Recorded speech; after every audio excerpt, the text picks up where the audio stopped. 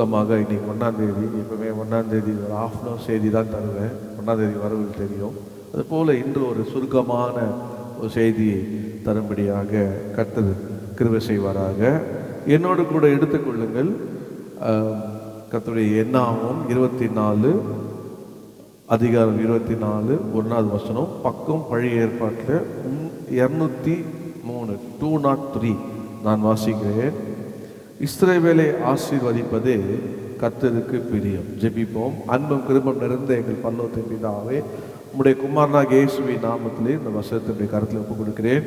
கர்த்தர் தொட்டு பிட்டு ஆசீர்வதித்து எங்களோடு பேசும். அடியனை மறைத்து நீர் சொல்ல வேண்டியதை அன்றைய ஜனங்களுக்கு சொல்ல அடியனை கிருபை தருகிறார்கள். இயேசுவின் நாமத்தில் பிதா, ஆமென். இந்த இஸ்ரவேலே என்று சொல்லப்பட்ட இடத்துல உங்கள் பெயரை வைத்துக் கொள்ளலாம். ஆனால் அந்த செய்தியின் தலைப்பை நான் என்ன கொடுக்க விரும்புகிறேன் என்றால், கர்த்தருடைய நாமத்தில் நான் ஏவப்பட்டேன். ஆசீர்வதிப்பது கர்த்தருக்கு பிரியம். பக்கத்தில் சொல்லுங்க, ஆசீர்வதிப்பதே கர்த்தருக்கு பிரியம். அங்கே உங்கள் பேர் வச்சிருக்கலாம். இல்லை, என்னை ஆசீர்வதிப்பதே கர்த்தருக்கு பிரியம், உங்களை ஆசீர்வதிப்பதே கர்த்தருக்கு பிரியம், நம்மை ஆசீர்வதிப்பதே கர்த்தருக்கு பிரியம். நம்முடைய ஆண்டவர் எப்பவுமே ஆசீர்வதிக்கிறாங்க. இந்த நாளிலே கர்த்தர் ஆங்கிலத்தில் இப்படியாக சொல்லப்பட்டது, He pleased the Lord to bless. ஆண்டவர் நம்மை ஆசீர்வதிப்பது அவருக்கு ரொம்ப பிரியமா. ஆண்டவர் பிரியமா? ஆமே. கர்த்தருக்கு அவ்வளோ பிரியமா. பாருங்க, அப்போ இந்த ஆசீர்வாதத்தை ஆண்டவர் பழைய ஏற்பாட்டில் உள்ள ஜனங்களுக்கு கொடுத்தாரு. என்னோட உபாவம் 10ஆம் அதிகாரம் 15, 14 முன்னுரியாக இன்ட்ரடக்ஷனாக ஒரு வசனத்தை பார்த்து காண்பிக்கிறேன். பக்கம் 237 வாசிங்க. 10-15. ஆனாலும் கர்த்தர் உன் பிதாக்கள் மேல் அன்பு கூறும் பொருட்டு அவர்களிடத்தில் பிரியம் வைத்து அவர்களுக்கு பின் அவர்களுடைய சந்ததியாகிய உங்களை இந்நாளில் இருக்கிறபடியே சகல ஜாதிகளுக்குள்ளும் தமக்கென்று தெரிந்து கொண்டார். போதும். பாருங்க, ஆண்டவர் அன்பு வைத்ததுனால ஆண்டவர் என்ன பண்ணாரோ, ஆபிரகாமின் சந்ததியை கர்த்தர் வாக்குத்தத்தம் பண்ணி ஆண்டவர் ஆசீர்வதிப்பேன் என்று சொல்லி ஆண்டவர் தமக்கென்று அந்த ஜனங்களை தெரிந்து கொண்டார். நீங்க 14 வசனம்னா, இதோ வானங்களும் வானாதி வானங்களும் பூமியும் அதிலுள்ள யாவும் உன் தேவனாய் கர்த்தருடையவைகள். ஆண்டவர் இந்த பூமியை படைத்து வானத்தை படைத்து எல்லாம் ஆண்டவர் அந்த பூமியிலே தமக்கென்று தெரிந்து கொண்ட ஒரு ஜனத்தை ஆண்டவர் ஆசீர்வதிக்கும்படியாக விரும்பினார். அந்த பிழையம் கண்டான். இது பிழையம் பார்த்தான். தீர்க்கதரிசி கர்த்தருடைய ஜனங்களை சபிக்க வேண்டும் என்று கூலி வாங்கி அவன் சபிக்க நினைக்கும் போது அவன் ஒன்று தெரிஞ்சுக்கிட்டான், கர்த்தர் என்ன பண்ணதான், தம்முடைய ஜனங்களை இஸ்ரவேலை ஆசீர்வதிப்பதே கர்த்தருக்கு பிரியம் என்பதை அறிந்து. அப்போ பழைய ஏற்பாட்டில் இப்படி சொல்லும்போது, புதிய ஏற்பாட்டில் நீங்க பார்த்தீங்கன்னா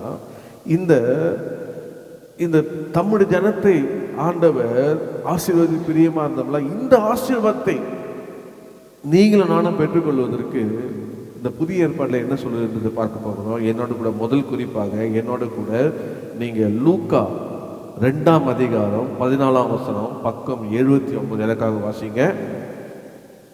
லூக்கா 2:14 வாசிங்க.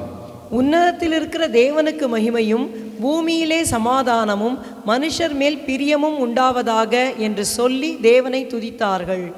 முதல் குறிப்பு நான் என்ன சொல்லுவேன்னா, சமாதானமும் மனுஷர் மேல் பிரியமும் உண்டாவதாக.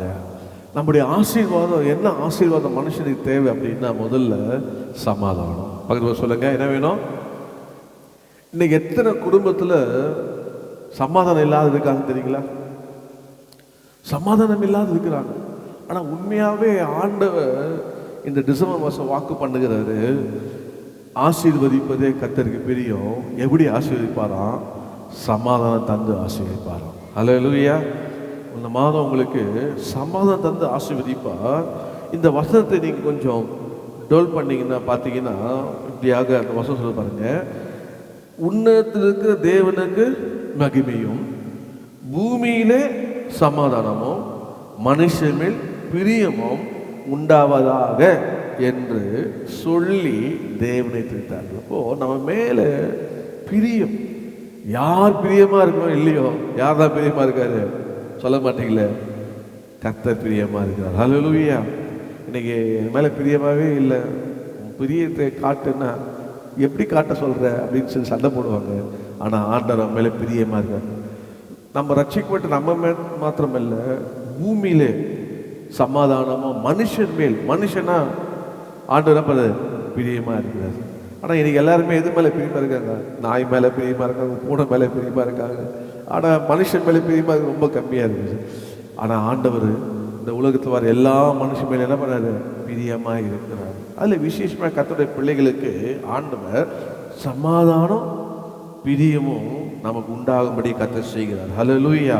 இப்போ இதை எப்படி கிடைச்சது அப்படின்னா, இந்த ஆசீர்வாதம், அவர் ஆண்டவர் ஆசீர்வாதம் நம்ம பிரியம்னா, இந்த சமாதானமான ஆசீர்வாதம் எப்படி கிடைச்சது அப்படின்னு பார்த்தீங்கன்னா, என்னோட கூட எடுத்துக்கொள்ளுங்க.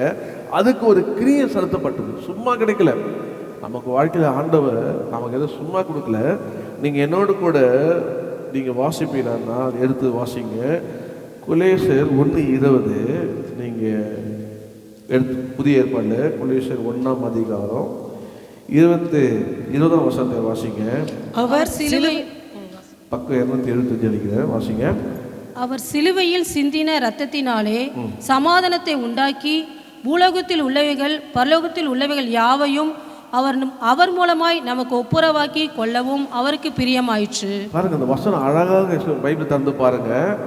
அவர் சிலுவையில் சிந்தின ரத்தத்தினாலே சமாதானத்தை உண்டாக்கினாராம். தெய்வத்தில் சொல்றாங்க, என்ன சொல்றாங்க? பூமியில சமாதானம், உங்க மேலே பிரியம். ஆனா இந்த சமாதானம் பிரியம் எப்படி வந்தது அப்படின்னா, ஆண்டவராகிய இயேசு கிறிஸ்து உங்களுக்காக எனக்காக சிலுவையிலே அவர் என்ன பண்ணாராம்? சிந்தின ரத்தத்தினாலே சமாதானத்தை உண்டாக்கினாராம். பக்கத்துல சொல்லுங்க, எப்படி சமாதானம் கிடைச்சது? சிலுவையினாலே, ரத்த சிந்தினாலே இருதரதாராகிய தேவனை நம்பியும் அவர் நடு மத்தியஸ்தா இருந்து நமக்கு சமாதானத்தை உண்டாக்கி சமாதானத்தை கர்த்தர் நமக்கு தந்தார். ஹல்லேலூயா. சமாதானத்தை கர்த்தர் தந்து அதில் சொல்லப்பட்டிருக்கு, ஒப்புரவாக்கி அவருக்கு பிரியமா இருந்தான்.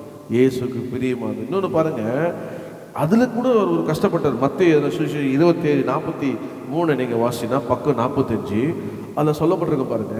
அவர் சாதாரணமாக ஆண்டவர் வாசிக்கல, வாசிங்க 43. தன்னை தேவனுடைய குமாரன் என்று சொல்லி தேவன் மேல் நம்பிக்கையா இருந்தானே, அவர் இவன் மேல் பிரியமா இருந்தால் இப்பொழுது இவனை ரட்சிக்கட்டும் என்றார்கள். பாருங்க, ஆண்டவர் சிலுவையில் அப்படி தொங்கிட்டு இருக்காரு. தேவன் என் மேல பிரியமா இருக்கார், தேவன் மேல பிரியமா இருக்கார். நான் எப்போது தேவனுக்கு பிரியமானது செய்யணும், என்னை தனியாக விடலாம் சொன்னாரு. உண்மையாகவே தேவனுக்கு பிரியமா இருந்தா என்ன பண்ணிட்டோம்? இவனை இப்போது ரட்சிக்கிட்டோம் அப்படின்னு சொல்லி ஜனங்கள்லாம் அவர் தூசித்தாங்க.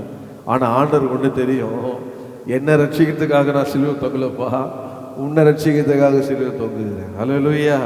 உனக்கு சமாதானம் உண்டு பண்ண ஆக்கினை தீர்ப்பு அவர் மேல் வந்தது, உனக்காக நான் தொங்குறப்பா. நான் ஆண்டவர் அமைதியாக அதை சகித்ததுனால நமக்கு என்ன வந்தது? கர்த்தர் நம்மேல் பிரியமாய் நமக்கு ஆசீர்வாதம் வந்தது, சமாதானம் வந்தது. கர்த்தர் நம்மளை ஆசீர்வாத சமாதானமாகி சுவிசேஷத்தை கேட்டு நாம் ரட்சிக்கப்பட்டு ஆசீர்வாதமாக காணப்படுறோம். பாருங்க, அது மாத்திரமல்ல, நீங்க வாசிப்பீங்கன்னா இன்னொரு வார்த்தை பாருங்க, அழகாக இருக்கு. ஆண்டவர் பழைய ஏற்பாடு தீர்க்கதரிசனமான ஒரு வார்த்தை சொன்னாரு. நீங்க சங்கீதம் 29:11 நீங்க வாசிங்கன்னா அதுல சொல்லப்பட்டிருக்கும், கர்த்தர் தம்முடைய ஜனத்துக்கு சமாதானம் அருளி, கர்த்தர் தம் ஜனத்துக்கு பலன் கொடுப்பார், கர்த்தர் தம் ஜனத்திற்கு சமாதானம் அருளி அவர்களை ஆசீர்வதிப்பார். பக்கம் 686 சங்கீதம் 29:11 பாருங்க. கர்த்தர் தம் ஜனத்துக்கு பலன் கொடுப்பார், பலன் கொடுப்பாராம். அப்புறம் என்ன தருவாராம்? சமாதானம் தருவாராம், ஆசீர்வதிப்பாராம். அதுதான் இயேசு என்ன பண்ணாரு? சிலுவையிலே கர்த்தர் நமக்கு ஆண்டவர் ஆசீர்வதித்தார், சமாதானத்தை உண்டு பண்ணி நம்மளை ஆசீர்வதித்தார். அப்போஸ்தலர் 1:8 பார்த்தீங்கன்னா அந்த பலன் பரிசுத்த ஆவியானவர். அல்லேலூயா. பலத்தினாலும் அல்ல, வரக்கனால் என்ன ஆவினால ஆகும்னார். எப்போது பரிசுத்த ஆவியின் அபிஷேகத்தை கர்த்தர் நமக்கு தந்தாரோ அது நமக்கு எப்படி ஆச்சு?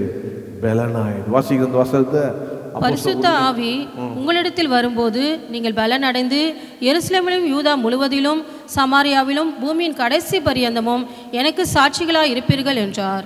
பாருங்க, அப்போ இந்த முதல் குறிப்பில் பரிசுத்த ஆவியான நம்ம ஆண்டவர் சமாதானம் தந்து கர்த்தர் நம்மளை ஆசீர்வதித்து கர்த்தர் நம்ம வைத்திருக்கிறாருன்னா என்ன அப்படின்னா ஆண்டவருடைய பிரியம். நம்மளை ஆசீர்வதிப்பது கர்த்தருடைய பிரியம். அதனால் முதல்ல நம்முடைய குறிப்பில் நான் சொல்லுவேன்னா என்ன சொல்லுவேன்னா ஆண்டவரை பிரைஸ் காட், கர்த்தரை துதிகள். அந்த லூக்கா 2:10 என்ன பண்ணாங்க? தேவனை துதித்தாங்க. நம்ம ஆண்டவரை எப்போதும் துதிக்கணும். எதுக்காக துதிக்கணும்னா சமாதானம் தந்து ஆசீர்வதித்தீரே உமக்கு நன்றி ஆண்டவரே, பலன் தந்து ஆசீர்வதித்தீரே உமக்கு நன்றி ஆண்டவரே என்று சொல்லி கர்த்தரை துதிக்கணும். துதிக்கிற ஒரு மனித வாயில துதிக்குவானா இருப்பானா? தாவீது பாருங்க, ரொம்ப அருமையா சங்கீதம் 34 சொன்னான், கர்த்தரை நான் எக்காலத்திலையும் ஸ்தோத்திரிப்பேன். துதி எப்போதும் என் வாயில. அவன் எப்போதும் கர்த்தரை துதிக்கிறவனாய் காணப்பட்டான். கர்த்தருடைய ஆசீர்வாதத்தார். ஹல்லேலூயா. அப்போ நம்முடைய வாயில சமாதானத்தையும் பிரியத்தையும் உண்டாக்குற கர்த்தர் நம்மை ஆசீர்வதிக்கிறாருன்னா அந்த ஆசீர்வாதத்தை நம்ம என்ன செய்ய வேண்டும்னா கர்த்தரை துதிக்க வேண்டும். கர்த்தரை துதிப்போமா? ஸ்தோத்திரம், ஹல்லேலூயா, ஸ்தோத்திரம், ஸ்தோத்திரம் ஆண்டவரே, உம்மை ஸ்தோத்திரிக்கிறோம்னு சொல்லுங்க. ஆண்டவரே, இந்த டிசம்பர் மாதம் நீ எனக்கு சமாதானம் தரப்போவதற்காக ஸ்தோத்திரம். அந்த சமாதானத்தை கர்த்தர் என்ன பண்ணிருக்கார்? சிலுவையில் உண்டாக்கி இருக்கிறார். இந்த சமாதானத்தை இயேசு சொன்னார், என் சமாதானத்தை உங்களுக்கு வைத்து விட்டு போகிறேன்னு சொன்னார். ஆகிய சமாதானத்தை கெடுக்கிற பிசாசை இயேசு நாமத்தில் ஓடு. கர்த்தர் என்னை ஆசீர்வதிப்பார். அவருக்கு என்னை ஆசீர்வதிப்பதே கர்த்தருக்கு பிரியம். ஆகினால கர்த்தர் என்னை ஆசீர்வதிப்பார். எப்படி ஆசீர்வதிப்பார்? சமாதானத்தை என்னை ஆசீர்வதிப்பார். ஹல்லேலூயா.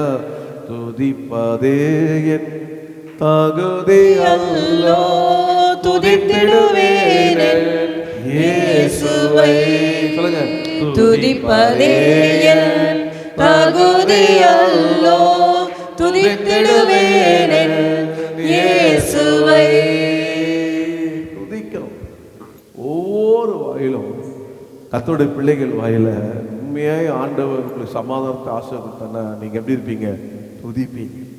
அந்த துதியை உங்க வீட்டில் இருக்கும் போது காலையில கர்த்தரை துதிக்கணும். ஹல்லேலூயா.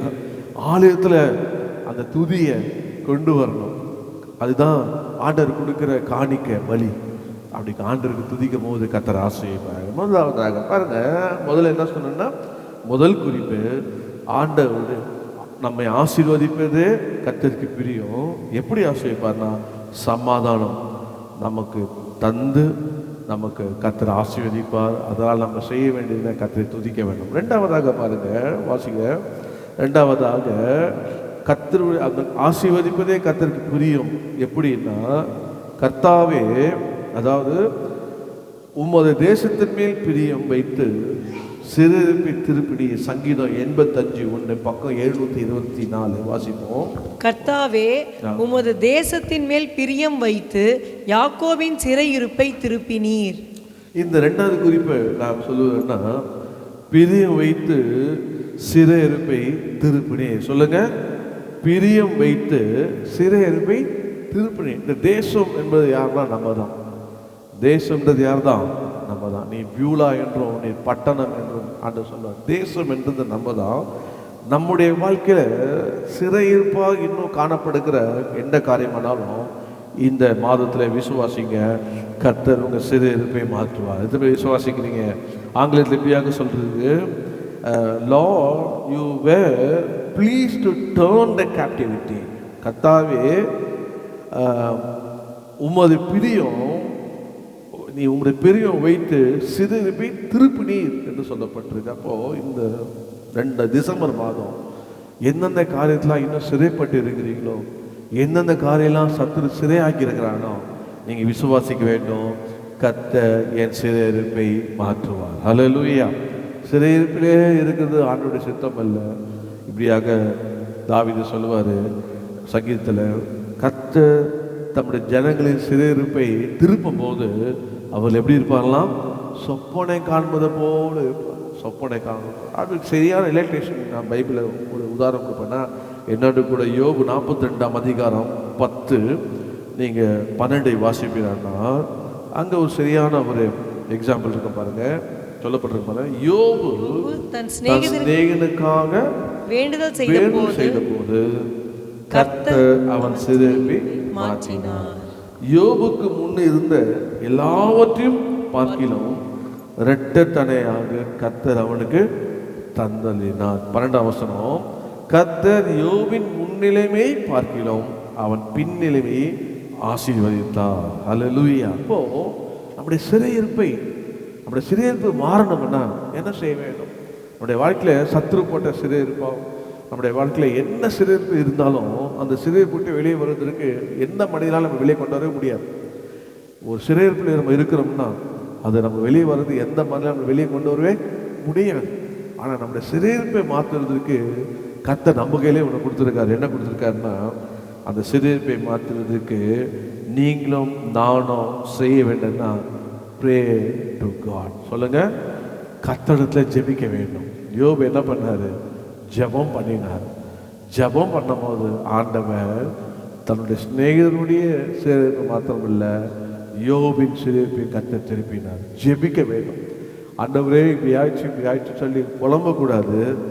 ஆண்டவரே இப்படி ஆயிடுச்சு ஜெபிக்க வேண்டும். ஜெபிக்கும் போது இந்த இதில் சிறையாக இருக்கிறப்பா, இதில் அடிமையாக இருக்கப்பா, இதில் மாட்டிக்கிட்டப்பா, கர்த்தாவே எனக்கு உதவி செய்யுங்க அப்படின்னு ஜெபிக்கும் போது நம்முடைய ஆண்டவர் சங்கீதம் 65:1 ஜெபத்தை கேட்கிறவரே மாம்சமலை யாவரும் நம்மிடத்துல வரும். நம்முடைய ஆண்டவர் ஜெபிக்க, அவர் ஜெபத்தை கேட்கிறவர். அவர்கிட்ட போய் நம்ம ஆண்டவரே அப்படின்னு கூப்பிடும் போது உடனே ஆண்டவர் நம்ம ஜெபம் பண்ண. அதனால் நான் சொல்லுவேன், நீங்கள் அங்கெங்கும் அழியாமல் உங்கள் சிறையிருப்பை கர்த்தர் விடுதலையாக்க வேண்டும் என்றால், சிறையிருப்பை கர்த்தர் திருப்ப வேண்டும் என்றால் செய்ய வேண்டியது ஜெபம்.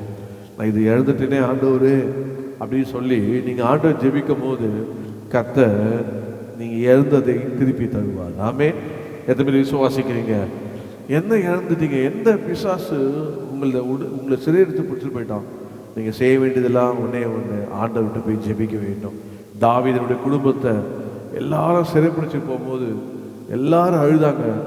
பலன் போகிற வரைக்கும் அழுதாங்க.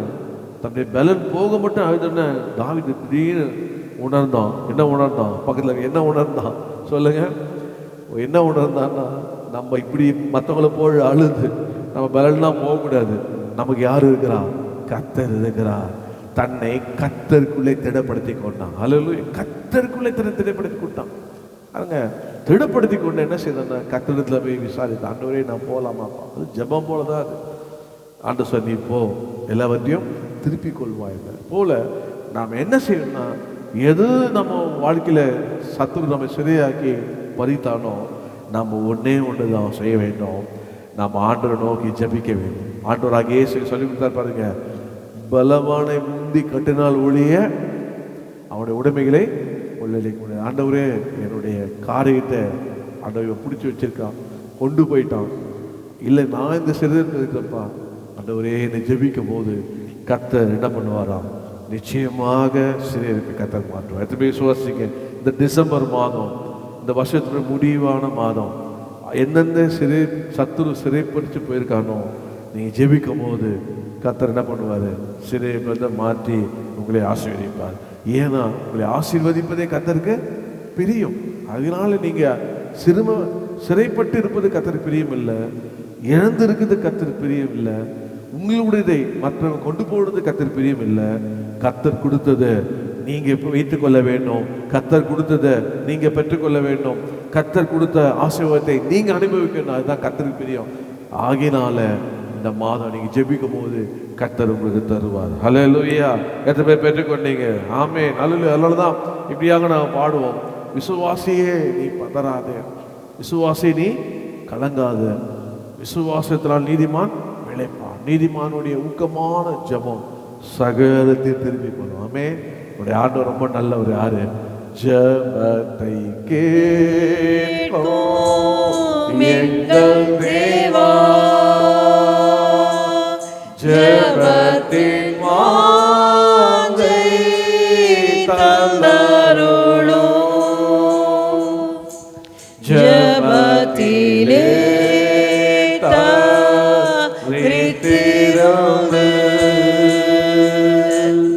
ஜெபத்தின் மேன்மை காண செய்யும். ஜெபமே ஜீவன், ஜெபம் ஜெயம், ஜீவி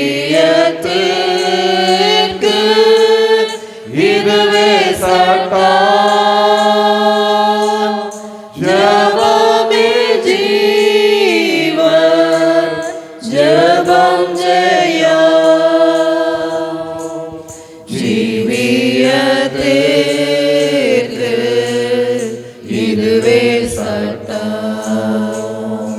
நம்முடைய ஆவிக்குரிய தகப்பன்மாரெல்லாம் நம்ம சொல்லி கொடுத்து வளர்த்தது ஜெபிக்க வேண்டும், ஜெபிக்க வேண்டும். பக்கம் சொல்லுங்க, ஜெபிக்க வேண்டும். ஜெபம் இல்லாத வீடு கூரை இல்லாத வீடம். ஜெபிக்கலன்னா ஜெயமே கிடையாது. ஜெபிக்க வேண்டும், உங்களுக்காக ஜெபிக்க வேண்டும், உங்களுடைய வேலைக்காக, உங்களுடைய எதிர்காலத்துக்காக, உங்களுடைய பிஸ்னஸ்க்காக, உங்களுடைய குடும்பத்துக்காக, உங்களுடைய பிள்ளைகளுக்காக. ஜெபம் தான், ஜெபம் ஜெபம் ஜெபம் ஜெபம். அல்லேலூயா சொல்லுங்க, ஜெபம் ஜெபம். ஜெபம் என்ன பண்ணணும்னா சிறுப்பை மாற்றும். பாருங்க, நான் ரட்சிக்கப்பட்ட உடனே எனக்கு ஆண்டவர் நீ இந்த 4 மணிக்கு ஜெபிக்க வேண்டும் என்று சொன்ன அவங்க ஜெபத்திலே ஆண்டவர் அப்படியே இறக்கிடுவேன். என்ன அப்போ எனக்கு இருக்க ஒரே ஒரு நம்பிக்கை, விசுவாசம் எனக்கு என்னன்னா ஜெபத்தை கேட்கிறவர். அல்லேலூயா, ஜெபத்தை கேட்கிற ஆண்டவர். நான் என் காரியங்களை போய் எந்த மனுஷன் சொல்லவே மாட்டேன். சில சொல்ல மாட்டேன் இதுக்காக ஜெபம் பண்ணிக்க. ஐயா போய் டிஸ்டர்ப் பண்ணதே கிடையாது. யார சாம்சன் ஐயா போய் டிஸ்டர்ப் பண்ணதே கிடையாது.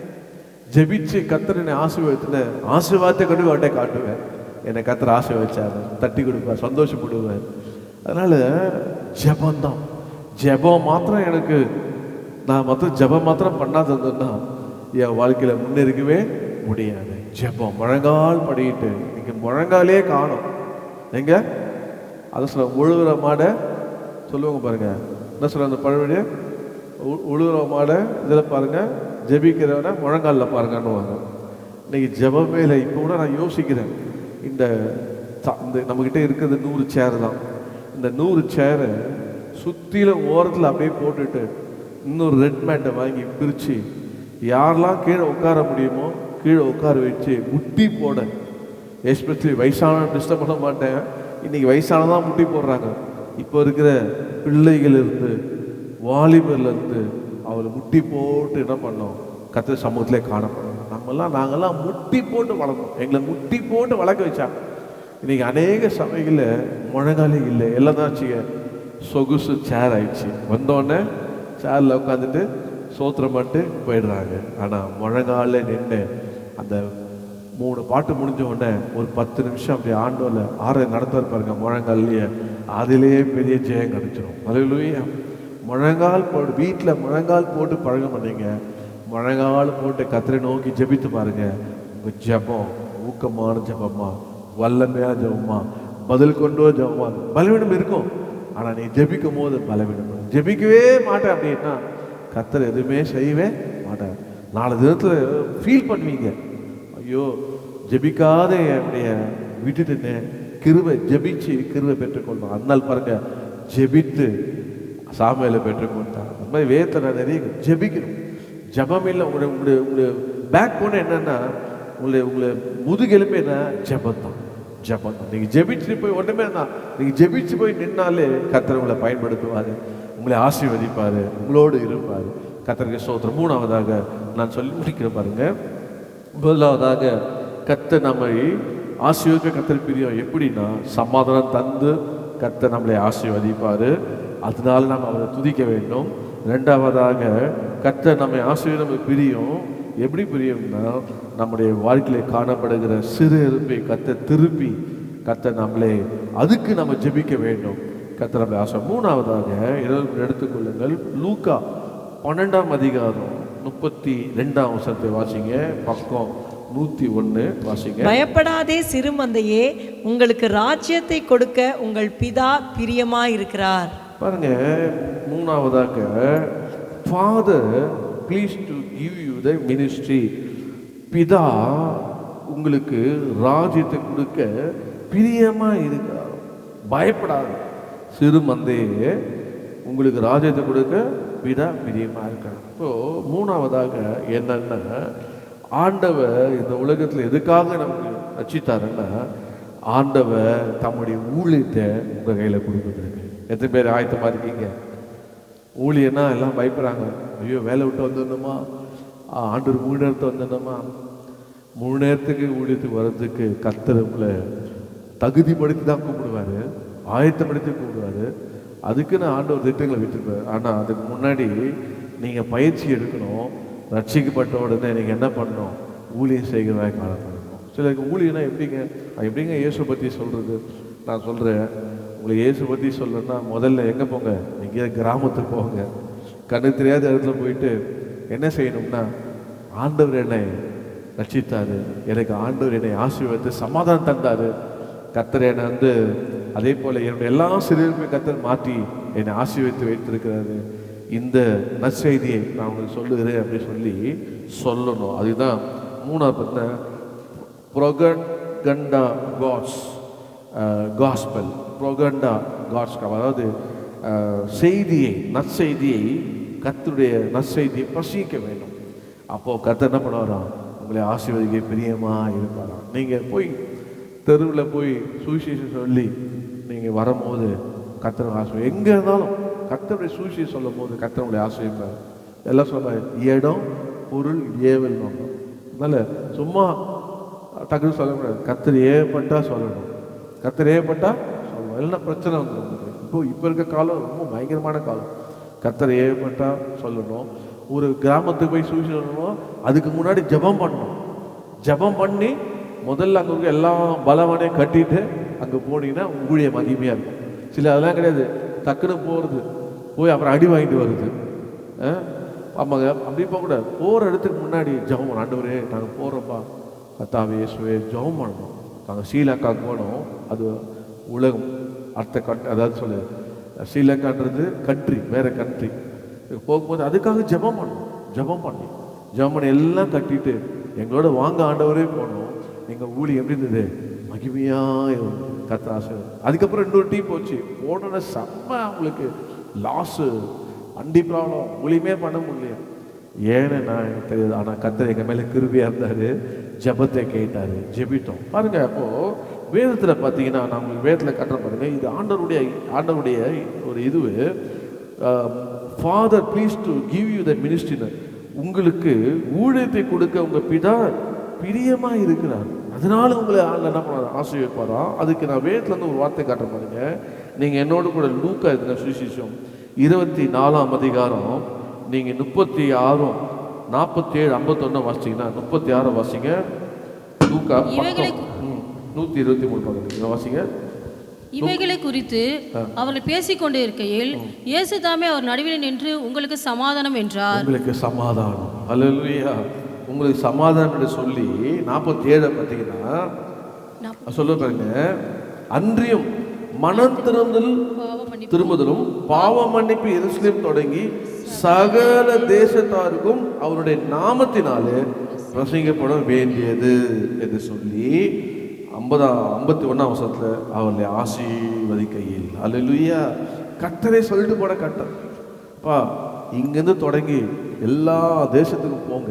இன்னும் மத்தேயில பார்த்தீங்கன்னா ரொம்ப அழகாக இருக்கும். நீங்கள் 17:20 பார்த்தீங்கன்னா, மத்தேயு 17:28-17 20 வீட்டில் வாசிங்க. ஆனால் நீங்கள் அதை பார்த்தீங்கன்னா, புறப்பட்டு போய் சகல ஜாதியிலும் சீஷராக்குங்க, நான் உங்களோடு இருக்குன்னு சொன்னார்.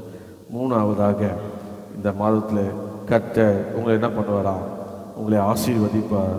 எப்படி ஆசீர்வதிப்பார்னா, கர்த்தருடைய ஊழியத்தை நீங்கள் செய்யும்போது கர்த்தர் உங்களை ஆசீர்வதிப்பார். பாருங்கள், ஒருத்தனுக்கு வேலை செய்யும் போது அவன் என்ன பண்ணுவான்னா, உங்களை கனம் பண்ணுவான், அப்படி தானே? இப்போ பாருங்கள், சபையில் கனம் பண்ண பாருங்கள். கர்த்தருடைய சபையில் உதவியாக இருந்து வருஷம் ஃபுல்லாக எல்லா வேலைகளையும் கூட இருந்து தங்களை நேரம் பார்க்காம மற்றவங்களை கர்த்தர் அவங்கள கனப்படுத்துறது போல் ஆண்டவர் ஒருவனுக்கு ஊழியம் செய்வார்னா பிதாவானவர் கனம் பண்ணுவார். கர்த்தருக்கு ஊழியம் செய்வேன். நீங்களே அதாவது ஒவ்வொரு முகத்தை நீங்கள் பார்த்தீங்கன்னா எப்படி இருக்கும்? நம்ம ஆண்டவர் நம்மளை ஆசீர்வதித்த ஆசை எங்கே தெரியணும்?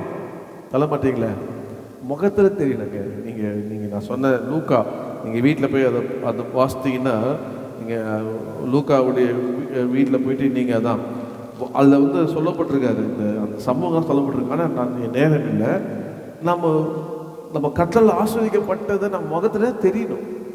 நம்ம முகத்தில் தெரியணும். நம்மளை சில முகத்தை பார்த்தாலே ஒரு விசேஷமே இருக்காது. முகத்தில் இருக்கணும், விசேஷம் இருக்கணும். இந்த முகத்தில் என்ன இருக்கும்? சந்தோஷம் இருக்கணும், நம்ம முகத்தில் என்ன இருக்கும், நம்ம மேலே சமாதானம் இருக்கணும். இதெல்லாம் நம்ம யார் கொடுத்தா? கர்த்தர் கொடுக்கறது. சமாதானத்தை கொடுத்தாரு, நம்மளை ஆசீர்வாதம் அவருக்கு பிரியும். ஆகினால கர்த்தர் துதித்து நம்ம ஆண்டவர் நம்ம இருக்கும் போது பார்ப்பான், நீ இவ்வளோ சந்தோஷமாக இருக்கிய, சமாதானமாக இருக்கிய அப்படின்னு நம்மளை பார்ப்பான். நம்முடைய வாழ்க்கை எல்லா சிதைப்பை கர்த்தர் மாற்றி நம்ம விடுதலையாக இருப்போம், ஆசீர்வாதமாக இருப்போம். கர்த்தர் நம்மளை அளவில்லாமல் ஆசீர்வதிப்பார். அவர் அந்த ஆசீர்வதிக்கு தான் பிரியும். அப்போது தானாக என்ன பண்ணுவோம், ஊழியம் செய்ய. அதுதான் சாட்சி. இப்போ நாங்கன்னா எல்லாம் வரங்களோடு போனோமா ஸ்ரீலங்காவுக்கு, அந்த மாநிலம் பெரிய கிஃப்டோடு போனோமா? ஒன்றுமே கிடையாது. கர்த்தர் எங்களை சமாதானம் தண்டி கர்த்தர் எங்களை ஆசீர்வதித்தார் என்று சாட்சி சொன்னோம். வேற ஒன்றுமே இல்லை, சாட்சி சொன்னோம். ஸோ சாட்சி சொல்லும் போது ஜனங்க கேட்டு அப்படியா அப்படின்னு ஆச்சரியப்பட்டாங்க. 2010 நினைக்கிறேன், இங்கே சேத்பட்டில் ஒரு பெரிய ஹோட்டல். அந்த ஹோட்டலில் வந்து ஒரு பிள்ளைக்கு, அவ பேர் கிரேஸு, சாமுவேல் சகோதரி இன்னொரு பேர் அஞ்சு, அவங்களுடைய குழந்தை இல்லாமல் இருந்தாங்க. அப்போது அவங்க இங்கேருந்து பெங்களூரு பண்ணதுக்கு, இது பாம்பே பண்ணது போகும்போது, ஸோ நான் ஏரியா பாஸ்டரில் ஜெபம் பண்ணி, ஆண்டவர் உங்களுக்கு கண்டிப்பாக பிள்ளை தருவார், நான் ஜெபிச்சிருக்கிறேன், ஆபிரகாம் போல் உங்களை மாற்றுவார்னு சொல்லி ஒரே ஆபிரகாமாக மெசேஜ் கொடுத்துட்டேன். அது உற்சாகம்.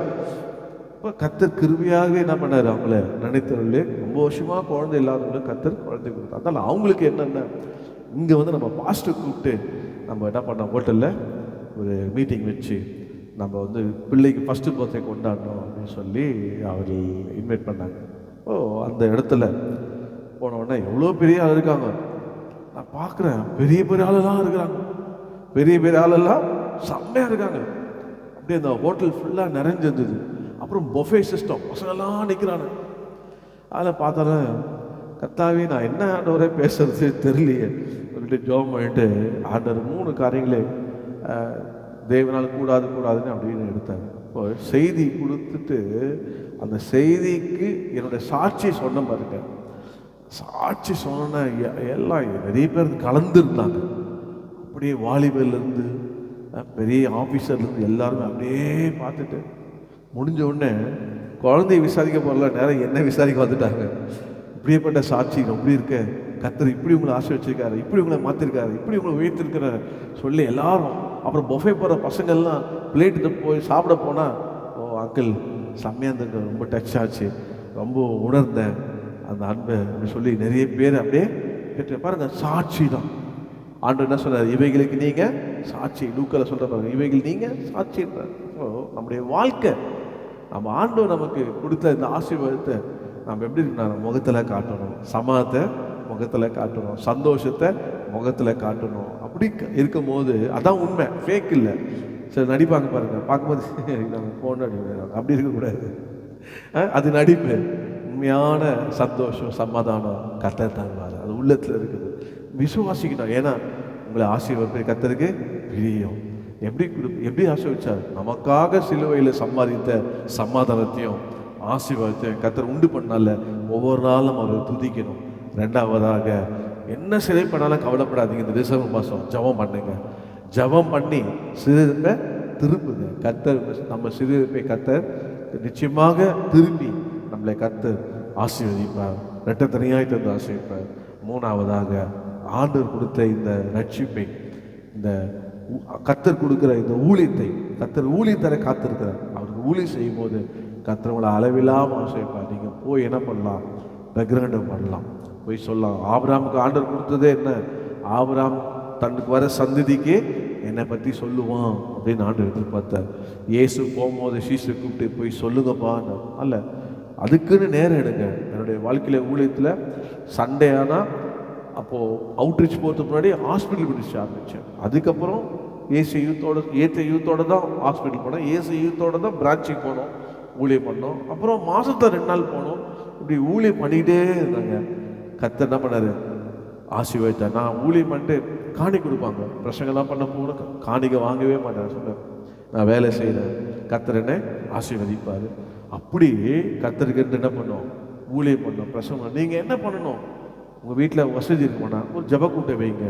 சர்ச்சைக்கு போகாத ஆத்துமாவில் வச்சு நீங்கள் ஜெபம் பண்ணலாம். சர்ச்சைக்கு போகாத ஆளை நீங்கள் பிடிக்கலாம். அப்புறம் வாரத்தில் சும்மா இல்லாத நீங்கள் ஒரு 2-3 பேராக சேர்ந்து நீங்கள் அவுட்ரீச் பண்ணலாம். இல்லை மாதத்தில் எங்கன்னா ஒரு நாள் வெளியே போய் கவர்மெண்ட் லீவ் வரும்போது அட்லீஸ்ட் ஒரு குழுவாக சேர்ந்து நீங்கள் போய் ஊழியம் செய்து கர்த்தருக்கு ஊழியம் செய்யும் போது கர்த்தர் நிச்சயமாக உங்களை ஆசீர்வதிப்பார். ஏற்கனவே ஜாமன் எத்தனை பேர் பெற்றுக்கொண்டீங்க? இன்னைக்கு கர்த்தர் 9 நேரம் இல்லை, 1ஆம் தேதி பேசுகிற மாதிரி தான் இன்னைக்கு 35 மினிட்ஸ் பேசியிருக்கேன். என்ன? உங்களை ஆசீர்வதிப்பது கர்த்தருக்கு பிரியம். கர்த்தர் உங்களை ஆசீர்வதிப்பது கர்த்தருக்கு பிரியம். நல்ல நிச்சயமாய் கர்த்தர் உங்களை ஆசீர்வதிப்பார். எப்படி ஆசீர்வதிப்பார்னா சமாதானம் தந்து ஆசீர்வதிப்பார். அதுக்காக நீ கர்த்தரை துதிக்க வேண்டும். 2ஆவதாக ஆண்டவர் உங்களை எப்படி ஆசீர்வதிப்பார்னா சிறுபை திருப்பி உங்களை ஆசீர்வதிப்பார். அதுக்காக நீ ஜெபிக்க வேண்டும்.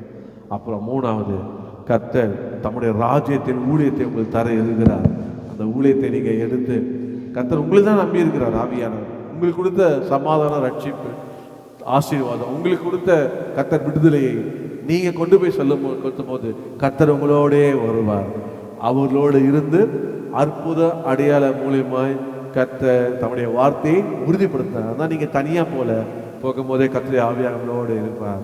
நீங்கள் உங்கள் வாயில் வார்த்தையை போடுவார். உங்கள் கைகளை நீட்டும் போதே அற்புதம் நடக்கும். உங்கள் கைகளை வைத்து ஜெபிக்கும் போதே வியாதிகள் குணமாகும். அசுத்தாவிகள் ஓடும், கட்டுகள் எல்லாம் உடையும். ஏனென்றால் கர்த்தர் அவர் உங்களை அனுப்புகிறார். ஹல்லேலூயா. அவர் வார்த்தைப்படி நீங்கள் ஊழியம் செய்கிறீங்க. நீங்கள் ஆண்டவரே நான் என்னை ஊழியம் செய்கிறோன்னா என்னை மாற்றுங்க கர்த்தாவே, அந்த ஊழியத்தின் ஆத்மா மேலே பாரத்தை தாங்கப்பா. ஆண்டவரே கர்த்தாவை நான் தான் ஊழியம் செய்வேன். நம்ம ஏசியில் பார்த்தீங்கன்னா சாம்சனுடைய விசுவாசிகள் போய் ஊழியெல்லாம் பண்ணி வாரம் நடசம் எடுப்பாங்க. வாரம் சபையில் நடசம். காரணம்னா விசுவாசிப்பு ஆத்மாதாயம் பண்ணுவாங்க. யாராவது புதுசாக வந்தால் கூட உடனே விசுவாசிப்பு அவங்களை கேப்சர் பண்ணுவாங்க. பண்ணி சத்தியத்தை சொல்லி அவங்களை கர்த்தர் நடத்தும் போது கர்த்தர் அவங்களை ஆசீர்வதித்தார். ஊழிய செயலில் ஆசீர்வதித்தார். அதனால தான் சபை வளர்ந்தது. சபை எப்படி வந்தது? ஏசிய விசுவாசிகள் போய் என்ன பண்ணாங்க? ஊழியம் பண்ணாங்க. பாஸ்டர் ஃப்ரீடம் கொடுத்தாரு. ஏசிய ஊழியக்காரன்னு சொல்லிக்கோ, ஏசிய ஊழியக்காரன்னு போட்டுக்கோ நீ போய் பண்ணு அப்படின்னு நாங்கள் என்கரேஜ் பண்ணாங்க. கர்த்தர் அப்படியாக ஊழியம் வளர்ந்தது. இன்னைக்கு ஊழியர்கள் பார்த்தா எங்கேயுமே ஊழியம் வளருது இல்லை. ஏன்? யாருமே ஊழியம் செய்யறது இல்லை. எனக்கு இது போதங்க, இந்த கூட்டம் போதங்க, இந்த ஆராதனை போதங்க, அதோட போதகர் ஆக்டிவ் இல்லை. ஆண்டவரே ஆத்துமாக்களை தாரும். ஆண்டவரே என்னை பயன்படுத்தும். உங்கள் வரங்கள் வல்லமை என் மேலே வரணும். எனக்கு தீர்க்கதரிசன வரங்கள் வேணும், குணமாக்குற வரங்கள் வேணும், கட்டுகளை உடைக்கிற வரங்கள் வேணும், அசுத்தாவை உடைக்கிற வரங்கள் வேணும். என்னை ஊழியர் பண்ணது என்னை தகுதிப்படுத்தும் என்று சொல்லி உங்களை சுத்தமாக வைத்திருப்பீர்கள். ஆனால் கர்த்தர் உங்களை பயன்படுத்துவார். அவருக்கு தேவை ஒரு பாத்திரம். அந்த பாத்திரம் சுத்தமாக இருந்தால் போதும். தம்முடைய அபிஷேகத்தை ஊற்றி கர்த்தர் பயன்படுத்துவார். ஹல்லேலூயா. கர்த்தர் உங்களோடையே இருப்பார். ஏனென்றால் அவருடைய பார்வைக்கு நீங்கள் அருமையாக இருக்கிறீங்க, அவருடைய பார்வைக்கு பிரியமாக இருக்கிறீங்க. ஹல்லேலூயா. ஓ மக்கு ஸ்தோத்திரம் பணமா ரட்சகர் வந்ததா வந்ததே ரட்சகர் வந்ததால் ரட்சிப்பும் வந்ததே, மன்னிப்பும் கிடைத்ததே, மறுவாழ்வும் கிடைத்ததே, மன்னிப்பும் கிடைத்ததே, மறுவாழ்வும் பிறந்ததே.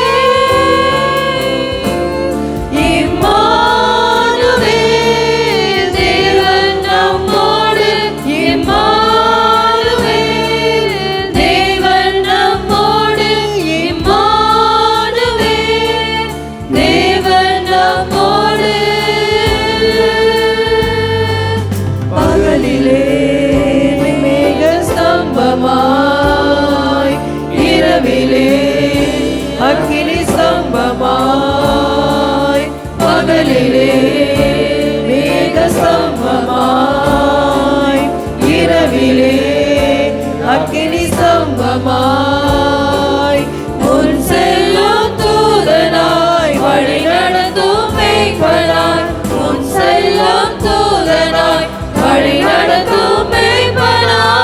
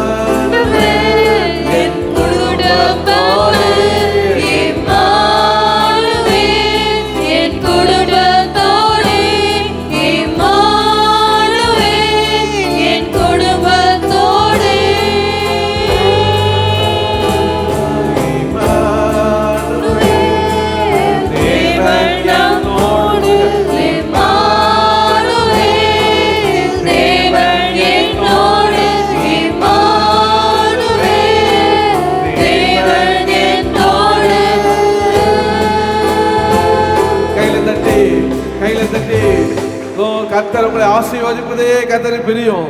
இந்த டிசம்பர் மாதம் 1ஆம் தேதி கர்த்தர் வாக்கு பண்ணுகிறார் பலிபீடத்திலிருந்து, மகனே மகளே உன்னை ஆசீர்வதிப்பதே எனக்கு பிரியம், சமாதானம் தந்து உன்னை ஆசீர்வதிப்பேன். உன் சமாதத்தை கெடுக்கிற குலைக்கிற ஓ யாரானாலும் கர்த்தர் உனக்காக சிலுவிலே சாத்தானின் தலையை நசுக்கினவர். ஹல்லேலூயா. ஆகினாலும் சமாதானத்தை யாரும் பறிக்கவே முடியாது. கர்த்தர் உனக்கு சமாதானத்தை ஆசீர்வதிப்பார். அதனால நீ கர்த்தரை துதிப்பாய். உன் சிறையிருப்பெல்லாம் கர்த்தர் மாற்றுவார். சத்ரு எந்தெந்த காரியங்களை சிறைப்படுத்தி போயிருக்கிறானோ நீ ஜெபம் பண்ணும் போது கர்த்தர் உனக்காக உன் முகத்தை பார்ப்பார். சிறைப்பட்ட சாத்தான் வர முடியாது. யோபின் வாழ்க்கையில சிறைப்பட்டு போன அவருடைய வாழ்க்கையில எல்லாம் பறித்தான். ஆனால் கர்த்தர் வரும்போது சாத்தாங்க வரவே இல்லை. கர்த்தர் முகத்தை பார்த்து அவனை ஆண்டவர் இரட்டைத்தனையாய் ஆசீர்வதித்தார். உன் வாழ்க்கையில சாத்தான் பறித்திருப்பான், ஆனால் கர்த்தர் உன்னை பார்த்து உங்களை பார்த்து உங்களை இரட்டைத்தனையாய் ஆசீர்வதிப்பார். அல்லேலூயா. கர்த்தர் உங்களுக்கு ஊழியத்தை தர விரும்புகிறார். தேவனுடைய ராஜ்யத்தை தர விரும்புகிறார்.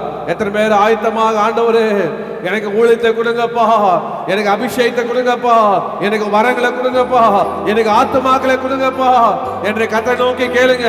இந்த டிசம்பர் மாசம் அருமையான மாதம், இயேசு பிறந்த மாதம். இது ஊழியத்தாக ஒப்பு கொடுங்க. கர்த்தர் உங்களோடு ஆசீர்வதிப்பார். கர்த்தர் உங்களோடு ஆசீர்வதிப்பார். பிரசங்கிங்க, அறிவிங்க, கர்த்தர் உங்களோடு இருப்பார். ஹல்லேலூயா. அன்பின் கிருபை நிறைந்த எங்கள் பரலோகத்தின் பிதாவே, உம்முடைய குமாரனாகிய இயேசுவின் நாமத்திலே நாங்கள் காலை நேரத்தில் கூடி மட்டமாக உம்மை பாடும் துதிக்கவும், உமக்கென்று கொடுக்கவும், உடைய சாட்சிகளை கேட்கவும், கர்த்தருடைய வார்த்தையை நாங்கள் கேட்கவும் தந்த எல்லா கிருபைகளுக்காக சொல்றோம். இந்த வேலை கூட ஆண்டவரே இஸ்ரவேலை ஆசீர்வதிப்பதே உமக்கு பிரியம் என்று சொல்லி எங்களுக்கு வாக்கு பண்ணியிருப்பா. ஆண்டவரே கர்த்தருடைய ஜனங்களை ஆசீர்வதிப்பதே கர்த்தருக்கு பிரியம். இந்த வார்த்தை மூலியமாக எங்களோடு பேசினீர். இந்த ஆசீர்வாதத்தை நாங்கள் ஆண்டவரை பெற்று எப்போதும் அவரை துதித்து காணப்பட இந்த மாதத்தில் கிருபை செய்யுங்க. ஜெபித்து எல்லாவற்றையும் பெற்றுக்கொள்ள உதவி செய்யுங்க.